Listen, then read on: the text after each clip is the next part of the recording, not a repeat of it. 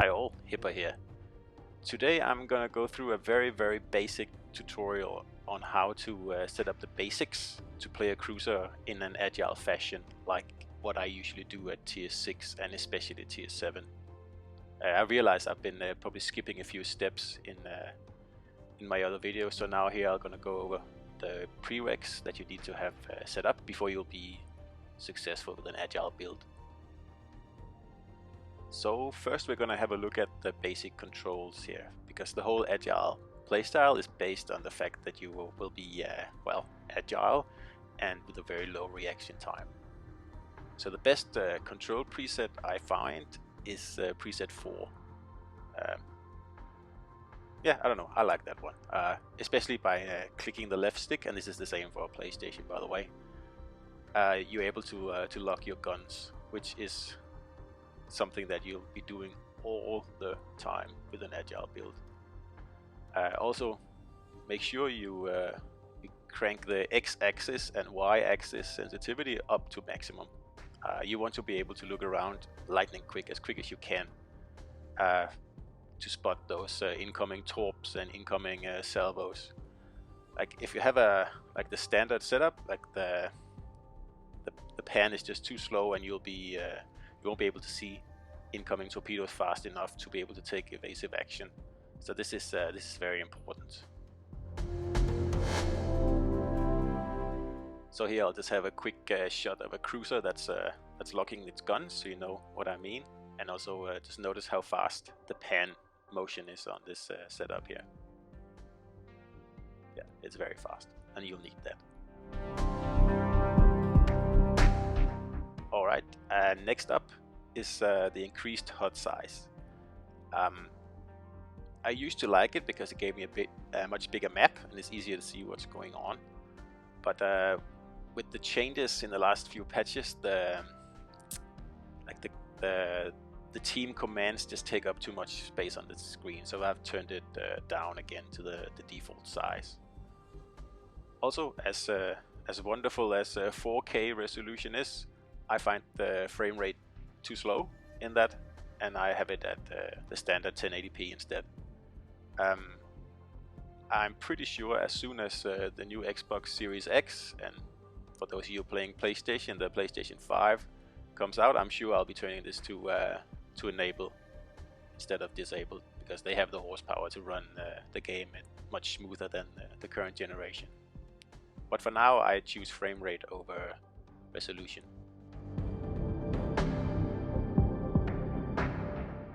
Alright, when it comes to commander setups, we can be discussing this all day, but like I said in the beginning, this video is for agile cruiser play with a focus on tier 6 and 7 and as a solo player. So this layout here is what I use.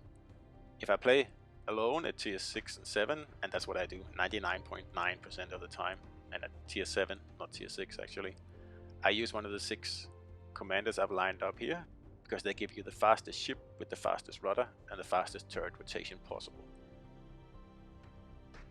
Now Belfast and von Essen are the two odd ones out here, because smoke is so important to the British line that an agile build really makes sense, and for the Russians, range is more important than being agile. So in those two cases, I don't use an agile build at all.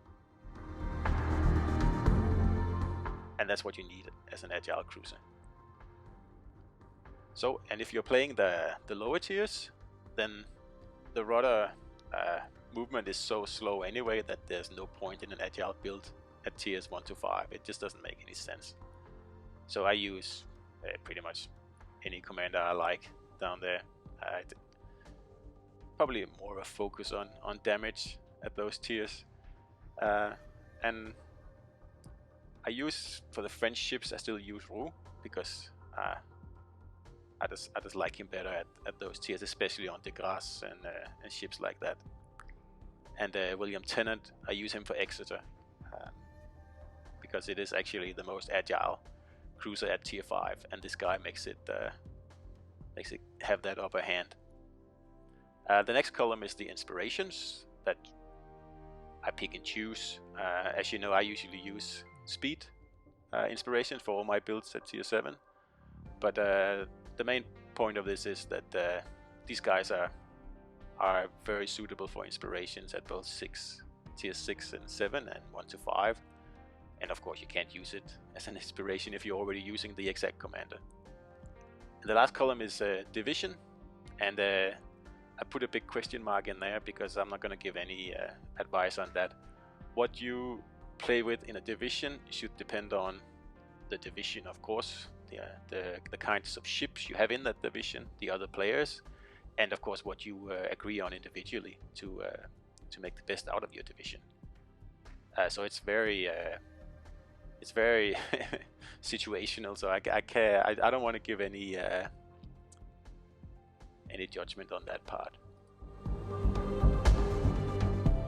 Now, another more obvious prereq for an agile build is to choose both rudder modifications, both in slot 2 and slot 3.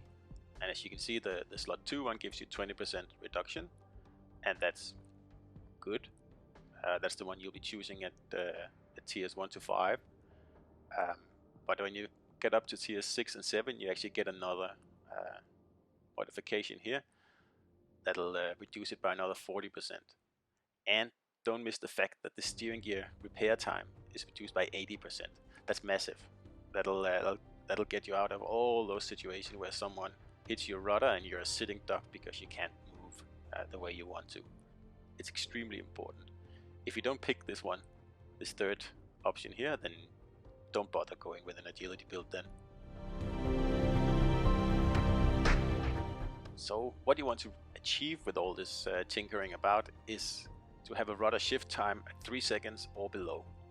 And some of the T7 cruisers, they only reach 3 seconds if you have your commander at level 16 and legendary 4, which is quite an investment. So if you don't want to do that, then pick one of the other cruisers like Wichita or something like that, where it's easier to get below 3 seconds. Maximum speed as secondary is good to have, but you don't have to spec into it. Alright, next up is the turret rotation. On any T7 cruiser, you want to keep it below 23 seconds. If it's more than 23 seconds, you're likely to outturn your guns when you're thrashing your cruiser around like you're supposed to with this build. And that'll be infuriating, and you're gonna miss shots, and you'll have to show broadside more than you want to make up for the turret traverse. So really, that's a must.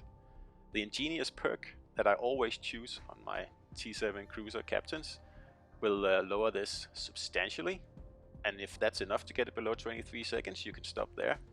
If not, you'll have to do a little bit of further tinkering about.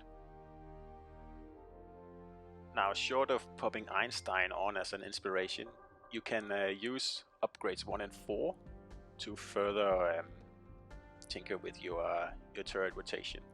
The 4th upgrade here gives you a faster main battery reload time, but your traverse speed will go down. And if you pick this one and your turret traverse goes above 23 seconds, well, you'll have to just you'll just have to give up some accuracy on your guns to claw that battery traverse speed back. And you do this by choosing the main battery mod 2 in the first upgrade. Now, it may seem like these two upgrades 1 and 4 cancel each other out, but that's not the case actually.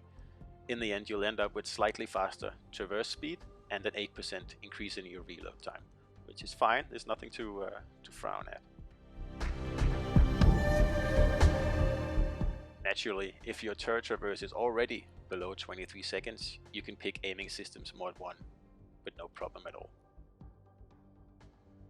Alright, that brings us to the end of this quick basic guide here, and if you follow the steps in here, you will get the most agile cruiser which is possible to get in the game, especially at tier 7 where the rudders are really fast stuck. So yeah, I hope you enjoyed this, and if you have any questions, just comment on the video please, and give me a subscribe if you like it. Alright, well, Hipper out, and I'll see you on the battlefield.